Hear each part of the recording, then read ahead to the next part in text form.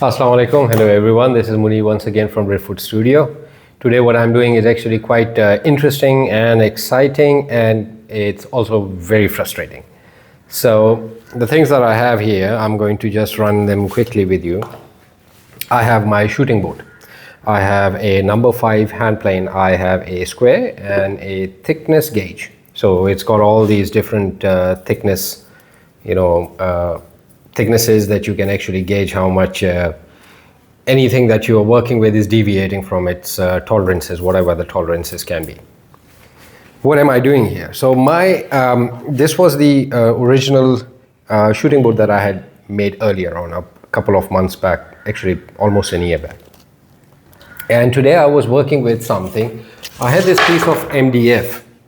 So I squared it off on this, and I realized it's not exactly 100% square. And the reason for that would be if I put it right here, let's say, and the MDF at the bottom is also flat, and if I put it right next to it, to the sole, what I realized is that there is just a little, not a lot, but just a little gap. I see it here, then I see it right here, and some over here as well. It's touching in between here, and at the bottom it's flush, but the rest there are gaps.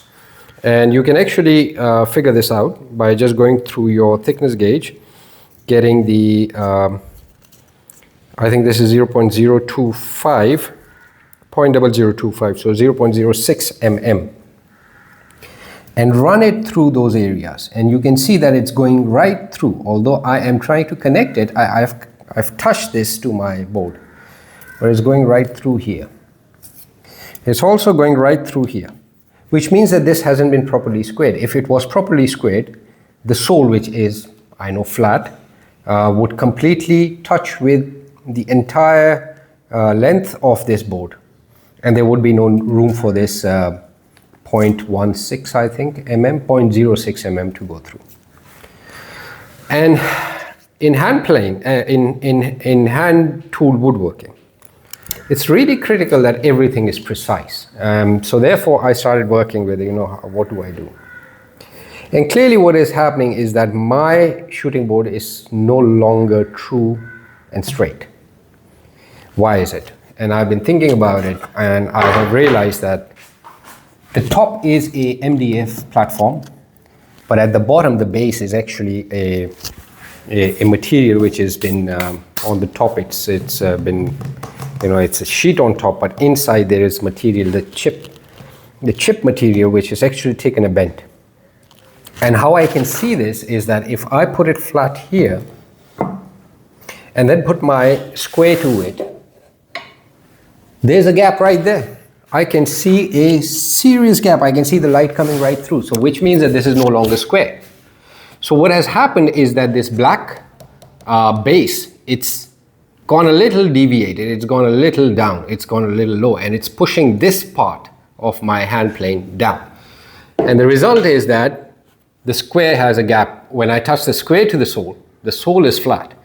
I can see that there's a bit of a gap, and I can see that it's almost a good decent gap. I tried it at, I think if I'm not wrong, almost 0.1 mm. That's where the problem is. And how I can see that this is the right thing, because if I put an additional piece of paper underneath it, right here, and then I connect the sole with the gap is no longer there. It's completely flat. So now this is true, which means that it has moved away or bended. It's developed a divot of sort. Just the thickness of this paper. Now this is not a normal paper, it's a little thicker. I need to take this out, because if I need to be really square, spot on, true and straight, I need to have a perfectly good working conditioned shooting board. So shooting boards are very important, but having a true and straight and flat and perfectly working shooting board is equally important. As woodworkers, you must be paying attention to this, and these gaps should not exist. It's a little tedious, can be frustrating, but trust me, it's important to take care of this. So today and tomorrow I'm going to be doing this, and I have decided to actually make a few new boards rather than working with this black one and put another additional sheet, I have cut this MDF and I think I'm going to create a new one with this. But since I'm already at it, I've decided to make also a miter shooting board. So if I'm making 45-degree cuts, I should also have one for that. So this is going to be an exciting couple of days coming up. Thank you so much for watching.